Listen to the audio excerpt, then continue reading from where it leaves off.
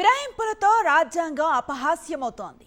చట్టాలను చేసే ప్రజాప్రతినిధులే బాహాటంగా వాటిని ఉల్లంఘిస్తున్నారు. బహిరంగంగా పార్టీ కండువా కప్పుకున్నా తాము బీఆర్ఎస్లోనే ఉన్నామంటూ స్పీకర్ నోటీసులకు వివరణ ఇచ్చారు ఎమ్మెల్యేలు. ఏ పార్టీ అధికారంలో ఉన్నా పార్టీ మారిన ఎమ్మెల్యేల విషయంలో దాదాపు ఇదే డ్రామా నడుస్తోంది. ఎమ్మెల్యేల తీరుపై ప్రజల్లో వ్యతిరేకత ఉన్నప్పటికీ వారెవ్వరూ గట్టిగా నిరసన చెప్పలేని స్థితి. ఎమ్మెల్యేల ఫిరాయింపు రాజకీయాలపై సీనియర్ జర్నలిస్ట్ కేఎస్ఆర్ కామెంట్ ఇప్పుడు చూద్దాం. మన దేశంలో రాజ్యాంగం చట్టం ఎంత ఘోరంగా అపహాస్యం పాలవుతున్నాయో చెప్పడానికి ఇంతకన్నా ఉదాహరణ అక్కర్లేదేమో. తెలంగాణలో 10 మంది బీఆర్ఎస్ ఎమ్మెల్యేలు కాంగ్రెస్లో చేరిన విషయం బహిరంగ రహస్యం. అయినా వారిలో 8 మంది తాము బీఆర్ఎస్లోనే ఉన్నామంటూ స్పీకర్ గడ్డం ప్రసాద్ కుమార్కు సమాధానం ఇచ్చిన తీరు చూస్తే ఎవరైనా విస్తుపోవలసిందే. చట్టాలను తయారు చేసే ఎమ్మెల్యేలు ఎంపీలే ఇంత బాహాటంగా రాజ్యాంగ ఉల్లంఘనకు పాల్పడితే వీరు చేసే చట్టాలకు ఎంత విలువ ఉంటుంది? 2023 శాసనసభ ఎన్నికల్లో తెలంగాణలో కాంగ్రెస్ పార్టీ విజయం సాధించింది. దాంతో ఆ పార్టీలోకి 10 మంది బీఆర్ఎస్ ఎమ్మెల్యేలు ఫిరాయించారు. దీనిపై బీఆర్ఎస్ నాయకత్వం న్యాయ పోరాటం చేస్తోంది. సుప్రీంకోర్టు ఒక ఆదేశం ఇస్తూ 3 నెలల్లో ఫిరాయింపులపై ఒక నిర్ణయం తీసుకోవాలని స్పీకర్ను కోరింది. ఆ మేరకు స్పీకర్ ఈ 10 మంది ఎమ్మెల్యేల వివరణ కోరారు. సుప్రీంకోర్టు గడువు దగ్గర పడుతుండటంతో ఈ ఎమ్మెల్యేల్లో 8 మంది తమ వివరణ ఇచ్చారు. వీరంతా దాదాపు ఒకే తరహా క్లారిఫికేషన్ ఇవ్వడం విశేషం. వీరు రాజీనామాలు చేస్తే ఉప ఎన్నికలు వస్తాయి. ఆ ఉప ఎన్నికల్లో గెలుస్తామో లేదో అన్న అనుమానం కావచ్చు, లేక ఎందుకు ఖర్చు అన్న భావన కావచ్చు. వీరు ఇలా కథ నడుపుతున్నారనుకోవాలి. ఖైరతాబాద్ ఎమ్మెల్యే దానం నాగేందర్ బీఆర్ఎస్ పక్షాన గెలిచిన తదుపరి పార్లమెంటు ఎన్నికల్లో కాంగ్రెస్ అభ్యర్థిగా పోటీ చేశారు. దీంతో దానం పరిస్థితి కాస్త అగమ్యగోచరమే అని చెప్పాలి. అయితే అనర్హత వేటుకు గురి కావాలి లేదా రాజీనామా చేయాల్సి రావచ్చు. కాకపోతే స్పీకర్ ఎటు అధికార పార్టీ వారే కాబట్టి కొంతకాలం జాప్యం చేయడానికి యత్నించవచ్చు. స్పీకర్ మరీ ఎక్కువ కాలం పెండింగ్లో పెట్టడం కూడా సాధ్యపడకపోవచ్చు. అలాగే స్టేషన్ గన్పూర్ ఎమ్మెల్యే కడియం శ్రీహరి తన కుమార్తె కావ్య తరపున లోక్సభ ఎన్నికల్లో కాంగ్రెస్ పక్షాన ప్రచారం చేశారు. వీరిద్దరూ నేరుగా ఆధార సహితంగా ఫిరాయించినట్లు కనిపిస్తుండటంతో ఏం చేయాలన్న దానిపై తర్జన భర్జన పడుతున్నారు.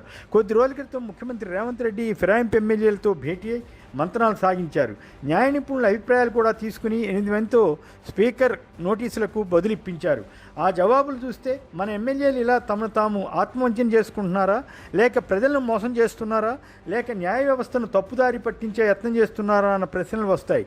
తాము బీఆర్ఎస్లోనే ఉన్నామని, కేవలం అభివృద్ధి కోసమే సీఎంను కలిశామని, ఆ సందర్భంలో సీఎం మర్యాదపూర్వకంగా కండువా కప్పుతుంటే తిరస్కరించడం సంస్కారం కాదని, నిరాకరించలేదని, పైగా అది కాంగ్రెస్ కండువా కాదని బుకాయించారు. గద్వాల్ ఎమ్మెల్యే కృష్ణమోహన్ రెడ్డి మరో అడుగు ముందుకేసి తన ఇంట్లో ఇప్పటికీ కేసీఆర్ ఫోటో ఉందని చెప్పారట. అంతేకాక తాను కేటీఆర్ కలిసిన ఫోటోలు కూడా తన సమాధానంతో పాటు జతపరిచారట. కొంతమంది తాను కాంగ్రెస్లో చేరినట్లు ఫ్లెక్సీలు కట్టారని, వాటితో తనకు సంబంధం లేదని, దాని ఆధారంగా తనపై ఫిరాయింపు ఆరోపణ చేశారని ఆయన వివరణ ఇచ్చారట. ఇవన్నీ చూస్తుంటే తాడి చెట్టు ఎందుకు ఎక్కావంటే దూడమేతకు అన్నట్లుగా ఉంది. మాజీ స్పీకర్ పోచారం శ్రీనివాసరెడ్డి కూడా ఈ ఫిరాయింపు ఎమ్మెల్యేల్లో ఒకరుగా ఉండడం విశేషం. ఆయన బీఆర్ఎస్ ప్రభుత్వంలో ఆ బాధ్యతలో ఉన్నప్పుడు పలువురు కాంగ్రెస్ ఎమ్మెల్యేలతో పాటు ఇతర పార్టీలను కూడా బీఆర్ఎస్లో చేర్చుకున్నారు. దానిపై కాంగ్రెస్ ఎంత మొత్తుకున్నా ప్రయోజనం లేకపోయింది. ఇప్పుడు స్వయంగా పోచారమే పార్టీ ఫిరాయించి తాను బీఆర్ఎస్లోనే ఉన్నానని చెబుతుండడం విశేషం. గతంలో టీడీపీ ఎమ్మెల్యేగా ఉన్న పోచారం టీఆర్ఎస్లో చేరడానికి ముందు పదవికి రాజీనామా చేశారు. కానీ ఇప్పుడు మాత్రం వెనుకాడుతున్నారన్న విమర్శను ఎదుర్కొంటున్నారు. భద్రాచలం ఎమ్మెల్యే తెల్ల వెంకట్రావు తప్ప మిగిలిన ఫిరాయింపు ఎమ్మెల్యేలు అందరూ సీనియర్లే. చేవెళ్ల ఎమ్మెల్యే యాదయ్య గతంలో కాంగ్రెస్ పక్షాన గెలిచి బీఆర్ఎస్లో చేరితే ఈసారి బీఆర్ఎస్ నుంచి కాంగ్రెస్లోకి అనధికారికంగా మారారు. రాజేంద్రనగర్ ఎమ్మెల్యే ప్రకాష్ గౌడ్ కొద్ది రోజుల క్రితం గండిపేట వద్ద జరిగిన కార్యక్రమానికి సీఎం రేవంత్ రెడ్డిని ఆహ్వానించి వివిధ పత్రికల్లో ఫుల్ పేజీ ప్రచార ప్రకటనలు కూడా ఇచ్చారు. అయినా బీఆర్ఎస్లోనే ఉన్నానని వివరణ ఇచ్చారట. వీరు తమంతట తాము రాజీనామా చేసినా లేక కాంగ్రెస్ నాయకత్వం రాజీనామా చేయించినా బాగుండేది.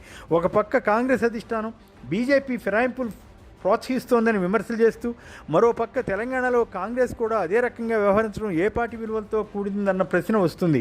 మరో సంగతి ఏమిటంటే ఒక ఇంటర్వ్యూలో పీసీసీ అధ్యక్షుడు మహేష్ కుమార్ గౌడ్ బీఆర్ఎస్ నుంచి 10 మంది ఎమ్మెల్యేలు తమ పార్టీలోకి వచ్చారని చెప్పారట. దాన్ని సాక్ష్యంగా తీసుకోవాలని, అప్రూవర్గా ఆయన పరిగణించాలని బీఆర్ఎస్ నేత కేటీఆర్ డిమాండ్ చేశారు.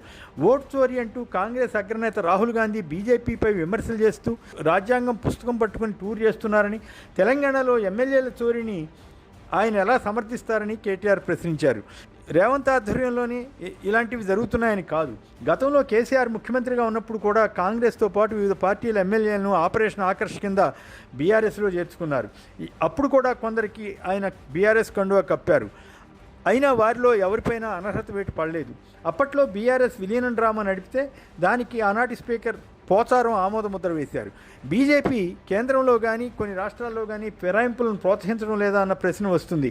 2014 టర్మ్లో ఏపీ ముఖ్యమంత్రి చంద్రబాబు నాయుడు 23 మంది వైసీపీ ఎమ్మెల్యేలను ఆకర్షించి వారిలో 4 మంత్రి పదవులు కూడా కట్టబెట్టారు. దానిపై న్యాయ పోరాటం జరిగినా అది ఒక కొలిక్కి రాలేదు. ఈ సందర్భంగా ఒక విషయం గుర్తు చేసుకోవాలి.